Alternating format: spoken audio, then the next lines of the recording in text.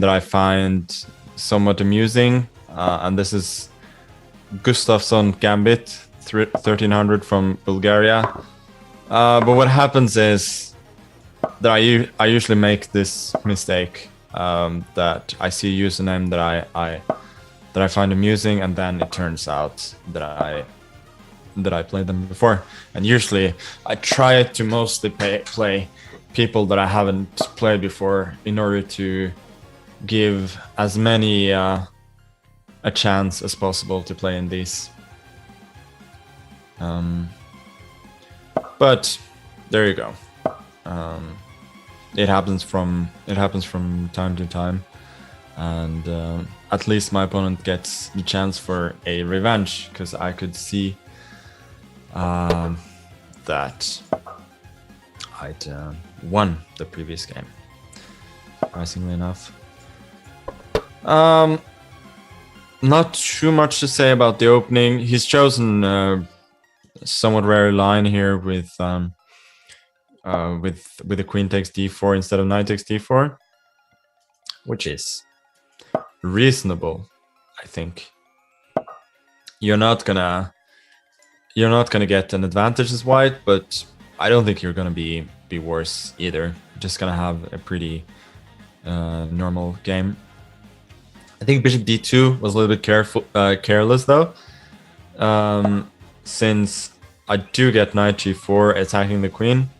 This is why in these lines you very often go h3 as soon as possible, just to cover the square on g5. So on g4, so you never have to worry about that particular jump. And funnily, after knight g4, queen d3, knight b4 would have actually trapped his queen in the middle of the board. But after queen g5, which is the best move, he does have the square on h4, so he's as well as f4, so he's pretty safe. But now I do get a double attack on f2 and also b2, which hopefully will pay some sort of dividends. Queen b2, rook b1. Then if queen c2, rook c1, my queen is, I think, quite certainly just trapped. I don't think there are any tricks there. But I can go queen a3 after rook b1. Then there's rook b7, bishop c3, rook d7, knight f6. Well, I do have bishop h6 though. Okay, I'll go for that. Looks a lot better, actually.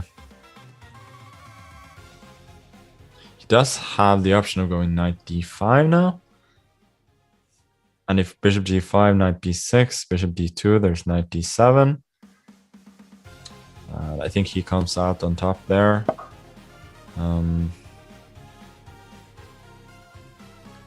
Yeah. After queen d5, I should probably try and win another tempo with knight f6. Truth be told, after queen b6, this whole operation didn't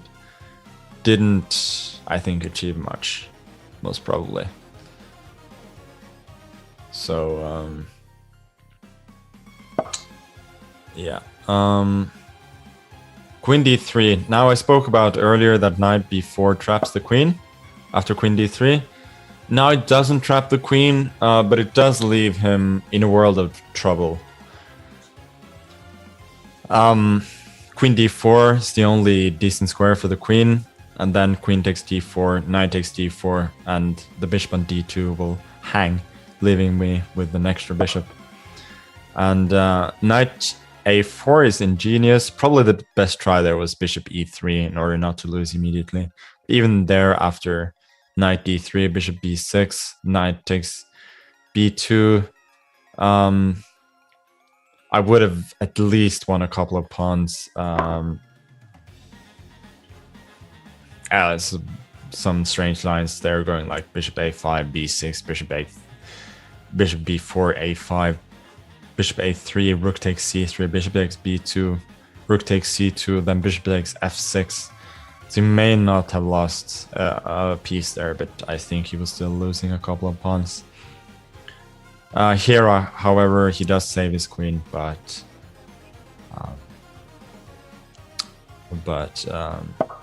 yeah, a full piece is lost. So queen a3, it's just important that I trade on d2 first. Now with queen a4, I just move the bishop back, and I'm a clear knight up. Here, after knight c2, there are a number of options. Sorry, knight d2, knight c2, queen a4, knight a1, rook a1, queen b2, rook d1. Doesn't seem to win on the spot, so I'll just grab the pawn with the bishop instead.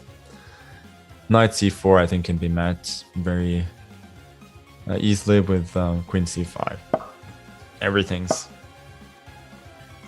well protected.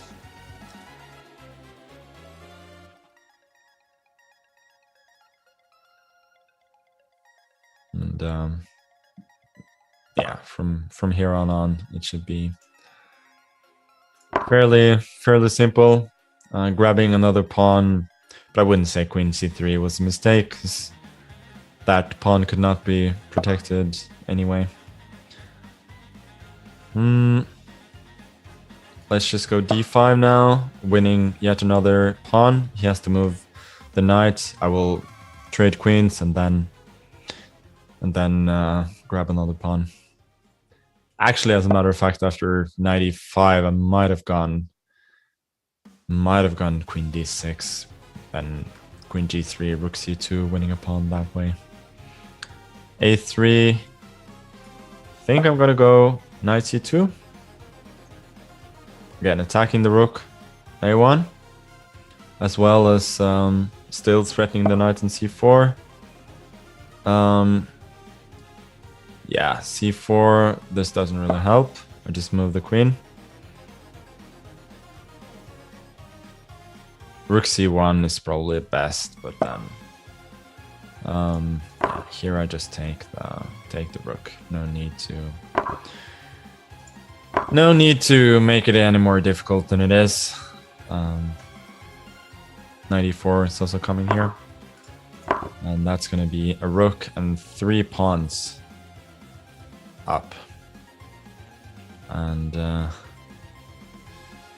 this is we're getting into now you resign kind of territory. The clock situation also not helping. Queen b6, setting up a possible smothered mate. And here, after is there any immediate win here? I don't know. We'll just go queen f6, attacking the rook on a1. Yeah, queen c4. This move loses so many pieces, it's hard to even count them. But there was nothing there for him anyway, so yeah, doesn't make a whole lot of difference. We'll give a check. And he's gonna lose on time. Okay. Yeah, just gonna have a sip.